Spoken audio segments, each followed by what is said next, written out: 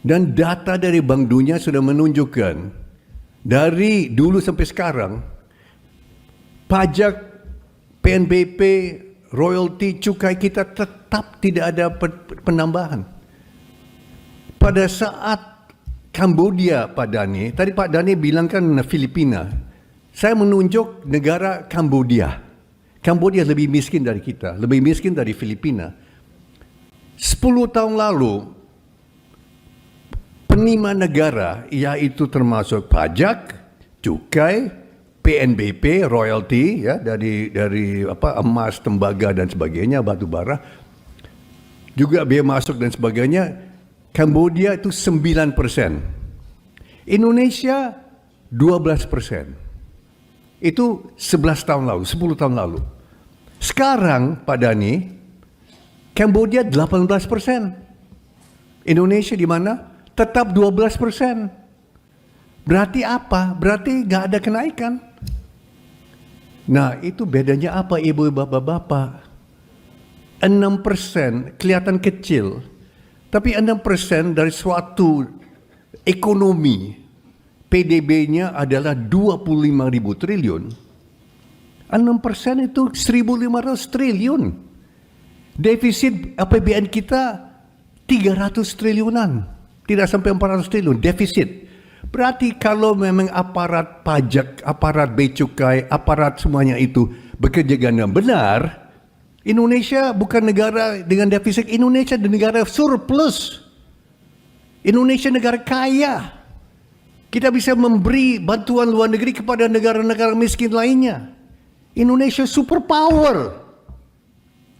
Tinggal apa? Tinggal kita benahi aparat kita. Maka ada orang yang ya luar biasa bagus lah. Namanya Purbaya. Ditugaskan dan akan segera laksanakan. 6%. Kecil kelihatannya, tapi besar maknanya. 6% dari 25.000 triliun itu 1.500 triliun. Kita bisa dapat dan seharusnya dapat tiap tahun sekarang saat ini. Di situ Pak, kita dalam titik lemah kita bisa rubah jadi potensi. Dan ada satu lagi sebelum saya pergi ya. Ternyata Bank Dunia katakan ke saya bahwa di Indonesia ini yang betul-betul besar adalah namanya ekonomi abu-abu. Ekonomi hitam. Berarti tidak tercatat dalam ekonomi kita. Ekonomi hitam, ekonomi abu-abu, black market dulu, pasar gelap dulu namanya. Ternyata Bank Dunia katakan saat ini itu kurang lebih 35% daripada ekonomi kita. Tidak tercatat. Nah, terus terang saja, saya juga ikut bertanggung jawab. Saya salah satu penyebab ekonomi gelap itu. Kenapa? Karena saya pakai seorang tukang rambut. Namanya Anton. Dari Garut, ternyata Garut itu banyak tukang rambut, Pak.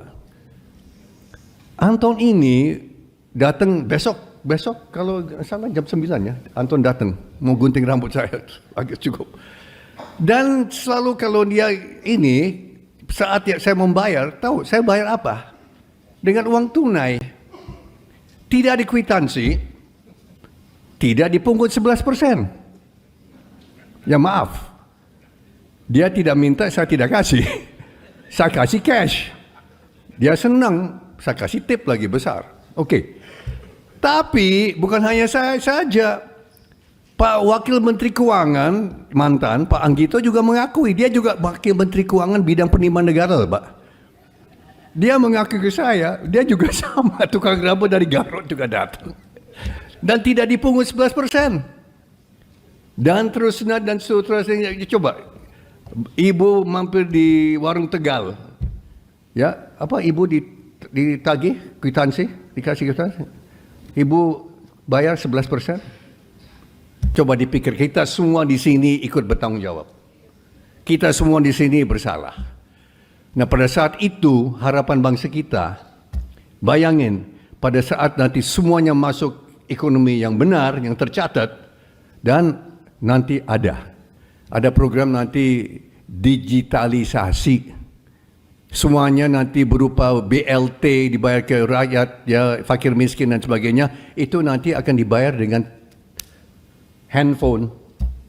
Semuanya nanti akan masuk digitalisasi pemerintah. Itu sudah ada dipikirkan pada satu ketika kita ikut jejak pemerintah India dan pemerintah China yang sudah dua-duanya sudah laksanakan, dan di situ Indonesia jadi superpower. Kenapa? Karena ekonomi Indonesia bukannya 25.000 triliun. Sesungguhnya saat ini ekonomi kita sudah 31-32.000 triliun. Tapi 7 triliun itu nggak tercatat. Tapi itu ada, ya. Dari Anton dan Anton lain yang gunting rambut seluruh Indonesia, nah itu di situ 11%. Di situ Pak, Indonesia jadi superpower. Ini berdasarkan pengalaman